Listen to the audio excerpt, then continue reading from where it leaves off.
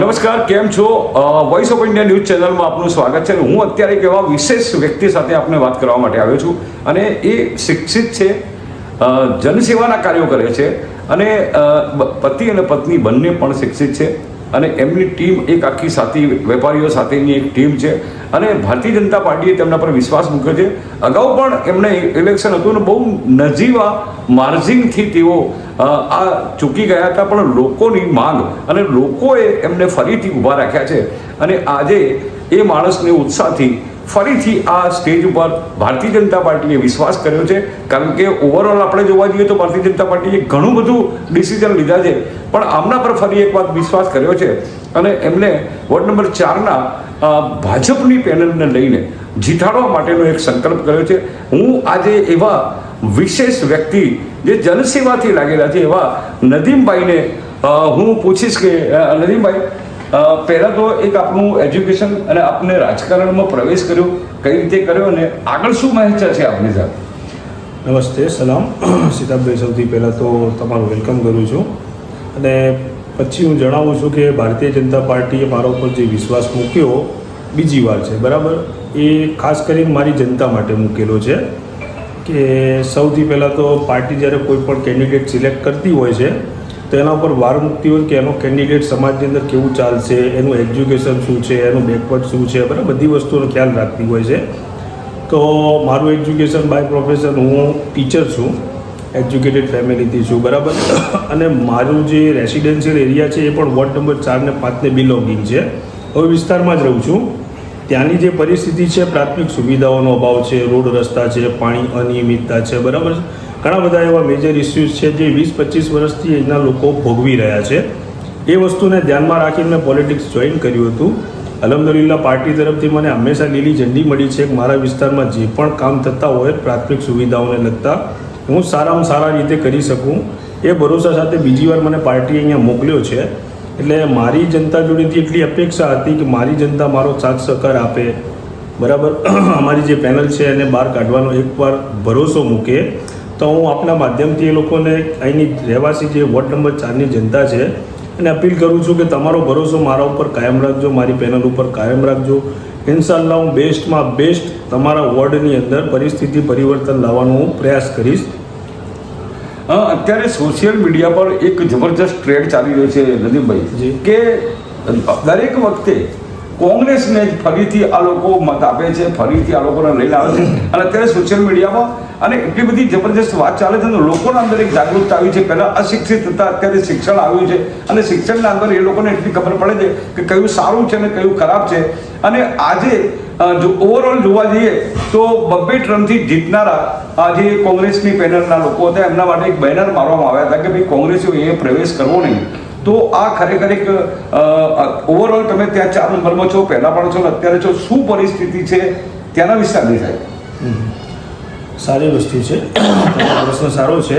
એ બાબતે હું કહીશ કે વોર્ડ નંબર 4 ને 5નું જે રાજકારણ છે એને ધ્યાનમાં રાખી અને હું કદાચ મારું સ્ટેટમેન્ટ આપું તો મારા કરતાં બહેતર તો જનતા જ સ્ટેટમેન્ટ આપી શકે છે. પણ એક પાર્ટીના હોદ્દેદાર તરીકે કે અહીંયા ઉમેદવાર હું ભાજપનો છું એ રીતે કહેવા માગું છું. 20 વર્ષમાં ક્યાંક ને ક્યાંક કોઈ ને કોઈ જગ્યાએ ઉમેદવાર પસંદગીમાં અથવા તો વિસ્તારની અંદર નગરપાલિકા થકી જે વસ્તુઓ કે જે સહાયતા કે જે સહુલિયતો મળવી જોઈએ એની અંદર કચાશ હોઈ શકે છે, બરાબર છે. એના લીધે અમારા જેવા લોકોને આગળ આવવું પડે છે.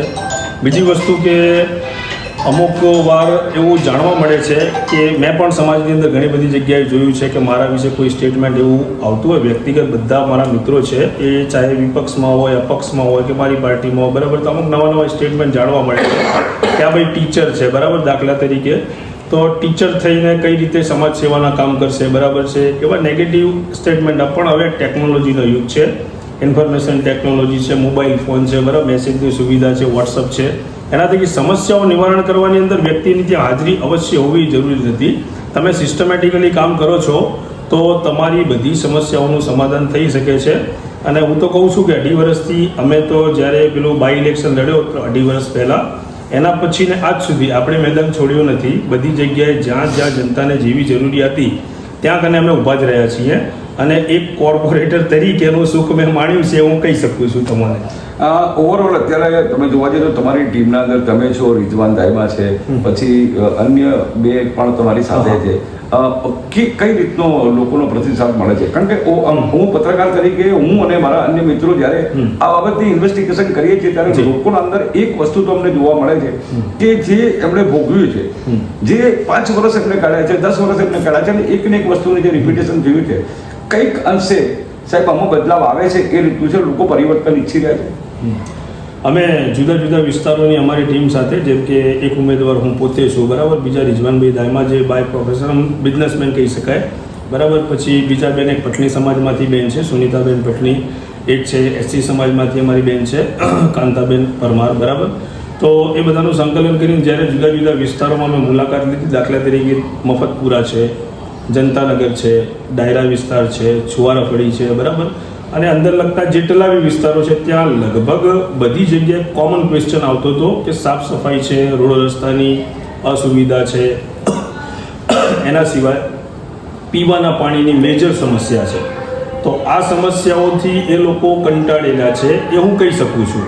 અને અમને એ લોકો પ્રતિસાદ એટલા માટે આપે છે કે એ લોકોને અપેક્ષા છે કે આ લોકો આવવાથી અમારી આ સમસ્યાનું સમાધાન થઈ શકે છે. બહેતર અમારા રીતે અમે જેટલું પણ કરી શકતા હતા ઇલેક્શન પહેલાં એ મેનેજ કર્યું છે, પણ ઇન્શાલ્લાહ અમે તોય એ જે પબ્લિકનો જે પ્રતિસાદ છે કે જે એમનું એક્સપેક્ટેશન છે અમારાથી, એ અંગે અમે અમારા ટીમ વતી પૂરેપૂરી બાંહેધરી આપીએ છીએ. અને જે સંગઠન છે અમારું, બરાબર છે, એ છે ત્યાંથી બી અમને એવું છે કે તમે સીટ ત્યાંથી કાઢો છો કે અમે તમારા વોર્ડ કે વિસ્તારમાં માટે બેસ્ટમાં બેસ્ટ જે કરી શકીશું એ તમામ પ્રયત્નો અમે કરીશું. નજીકભાઈ, અત્યારે તમારા પર ઘણા 1-2 વખત બ્લેમ પણ થયા છે કે વાબી સમાજનો જે વિસ્તાર છે ત્યાં આ રીતના જે કચરો નાખે છે અને જે એ રીતની વાત હતી એનું પણ ક્લેરિફિકેશન થઈ ગયું હતું અને એ પાછળથી એક ગેરકાયદેસર કનેક્શન નીકળ્યું હતું. આવી જ રીતે સર નાની બજારની અંદર જે બ્લોક નાખવાની વાત હતી ત્યાં પણ એક તમારું નામ આવ્યું હતું કે ભાઈ રમજાન માસની અંદર તમે રોકાયું છે. શું કહેશો સાહેબ આ બાબતે? આપની વાત સાચી છે, બરાબર, પણ પોલિટિક્સ છે તો રાજકારણની અંદર આવા અનેક જાતના જે આરોપ છે આડકતરી રીતે કે સીધી રીતે આવતા હોય છે, બરાબર. તો એના પાસે હું વિશેષ તો કોમેન્ટ નથી કરતો, પણ ત્યાંની જે જનતા છે લોકલ, એના ઉપર કન્ટિન્યુ મારાથી 3 દિવસ માટે ફોન આવ્યો હતો કે અમુક જગ્યાએ સનેમપુરા બાબીવાસથી જે રોડ નીકળે છે એ જગ્યાએ પાણી ઉભરાવાને લીધે ઠેઠ નાની બજાર સુધી ગંદુ પાણી ત્યાં આવતું હતું. 3 દિવસ મેં ઊભા પગે રહી અને ત્યાં કને એ સમસ્યાનું સમાધાન માટે ઊભો રહ્યો.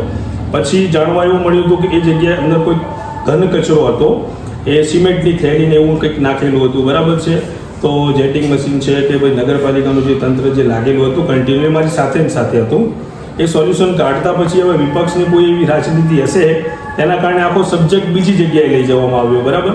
પણ હકીકતમાં આવી બધી વસ્તુ કોઈ હતી નહીં. ત્યાં જે લોકલ રહેવાવાળા છે એ એનો બેસ્ટ ટ્રાન્સફર આપી શકે છે કે મેં 3 દિવસ સ્ટેન્ડ બાય પોઝિશનમાં ત્યાં ઊભા રહી અને કામ કરાવ્યું હતું. જ્યારે એન્ડિંગ ટાઈમ આવ્યો તો એન્ડિંગ ટાઈમ ઉપર એનો ક્રેડિટ લે કોઈક બીજાએ લીધું. પણ રાજકારણ છે, ચાલતું રહે, આપણે એમાં કોઈક પેલું જાજુ મન ઉપર નહીં લેતા. બીજી વસ્તુ નાની બજારની અંદર બ્લોક લગાવવાની જે સિસ્ટમ હતી, પણ એમાં સિસ્ટમમાં એવું છે કે જે નાની બજાર બ્લોક લાગ્યા એ 11 જે કોર્પોરેટરો હતા વિપક્ષના, એમના અલગ અલગ કોર્પોરેટરોના લેટર પેડ ઉપર એ કામ મંજૂર થયેલું હતું, ટુકડા, બરાબર, 50-50 હજારની મર્યાદાની અંદર. તો હવે અલગ અલગ જે વર્ક ઓર્ડર ઉપર કામ લીધું, આપણે જાણીએ છીએ કે એક એવી પ્રોસેસ છે કે જેને કામ થતાં થોડીક ટાઈમ લાગે, બરાબર. તો એવું જરૂરી નહોતું કે રમજાન બિફોર જ યા તો રમજાનના થોડાક પહેલાં લઈ લીધું હોત તો બેસ્ટ વે હતું. હવે એન્જિનિયર છે કે બીજા નગરપાલિકા તંત્ર છે અને ઇવન વિપક્ષમાં બી મારા મિત્રો છે, આપણા ભાઈઓ છે, જેમણે મને કોલ કર્યા છે, બરાબર, ફોન કર્યા છે, તો લોકલ લોકોના ફોન આવ્યા હતા. તો આપણે એ કામગીરી જેટલી ફાસ્ટ થાય, વધુમાં વધુ, એટલે કે જોવા જઈએ તો જેટલી ફાસ્ટ થઈ શકે, કેમ કે રમજાન માસનો જે રસ છે 4-5 દિવસનો, કંઈક 5-1 દિવસની વાર હતી, બરાબર. તો આપણે બી પ્રેશર બનાવ્યું હતું જેમ ફાસ્ટ થાય એટલું તમે કરી આપો. પણ એકચ્યુઅલી એ કામ ફાસ્ટ થાય એમાં મારી કુરબાની છે.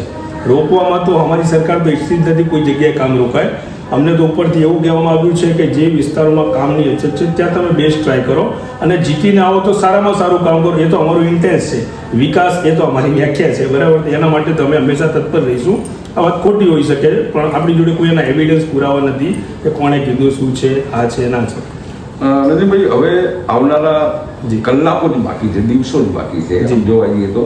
અને લોકોએ ફરીથી વિશ્વાસ મૂક્યો છે, પાર્ટીએ વિશ્વાસ મૂક્યો છે. તમને વિજયી બનાવે જી. તો આગામી સમયના અંદર કયા કાર્યો આપ 4 નંબર માટે કરશો? ખાલી 4 નંબર માટે કરશો કે પછી અન્ય વિસ્તારોની સમસ્યાઓનું તમે સોલ્યુશન કરશો ખરી? હા, આ વખતે વસ્તી મતલબ કે વોર્ડ નંબર 4ની જે જનતા એમનો ભરોસો આજ સુધી અને જે વોટિંગનો દિવસ છે ત્યાં સુધી આવો ને આવો કાયમ રાખશે. કુદરત કદાચ અમને એવો પરિણામ સારું મળશે, અમે કોર્પોરેટર બનશું, બરાબર છે. તો સૌથી પહેલાં તો જે રોડ રસ્તાઓ છે એ મેઇન સમસ્યા છે, એનું નિરાકરણ કરવાનો અમે પ્રયત્ન કરીશું. સેકન્ડ નંબર, સૌથી જે મેજર ઇસ્યુ કહી શકાય કે પીવાના પાણીની જે તકલીફ છે, અમુક એરિયા એવા છે કે અઠવાડિયામાં એક દિવસ દરરોજનું પાણી આવે છે, એક જ દિવસ આવે છે, બીજું બોરનું પાણી ત્યાં ઉપલબ્ધ નથી, બરાબર. તો બહુ કપરી પરિસ્થિતિ છે. રૂબરૂ એ સ્થળે મુલાકાત કરીએ તો આપણને એ લોકો પર દયા આવે છે કે હાવ કે કઈ રીતે મેનેજ કરતા હશે. તો એમની વ્યવસ્થા હું ગમે તે રીતે માંગણી કરીને નગરપાલિકા તંત્ર છે, ધારાસભ્યશ્રી છે, બરાબર છે, એનાથી ઉપર જવું પડે તો બી એ વ્યવસ્થા માટે અમે સૌથી જેટલું અમારાથી લાગશે એટલું બળ લગાવી અને આ પીવાના પાણીની વ્યવસ્થા સુધારવામાં મદદરૂપ થઈશું. એને લગતા જે પણ નિર્ણયો લેવાના હશે એ વ્યક્તિગત પાર્ટીને લગતા એમાં અમે ખૂબ જ ધ્યાન આપીશું. અત્યારે આપે જે સાંભળ્યા નદીમભાઈ હતા અને બીજા એક એમના રિઝવાન દાઈબા પણ અહીંયા છે, અને એ લોકોનો એક ઉત્સાહ છે, લોકોએ ફરી એમને ત્યાં બેસાડ્યા છે, ફરી એક કોમ્પિટિશનના અંદર છે. અને લોકોનો જે અત્યારે અમે લોકો ઇન્વેસ્ટિગેશન કરીએ છીએ, જે અમે જો જોયું છે એ પ્રમાણે અત્યારે એક કાંટાની ટક્કર છે. અત્યારે હવે જૂજ દિવસો બાકી છે અને એના અંદર અત્યારે આપણે જે એમને સાંભળ્યા છે એક શિક્ષિત છે, એમને આગામી શું કરવું છે, એમના પર થયેલા બ્લેમ માટે પણ એમને આખું ક્લેરિફિકેશન કર્યું છે. એટલે તમામ બાબતમાં નદીમ અરબે અત્યારે આપને એક સ્પોટક ઇન્ટરવ્યૂ આપ્યો છે અને આગામી સમયમાં શું કરવાનું છે એ આપ જોશો. Voice of India News, Siddharth Qadri, Palanpur. જય હિન્દ.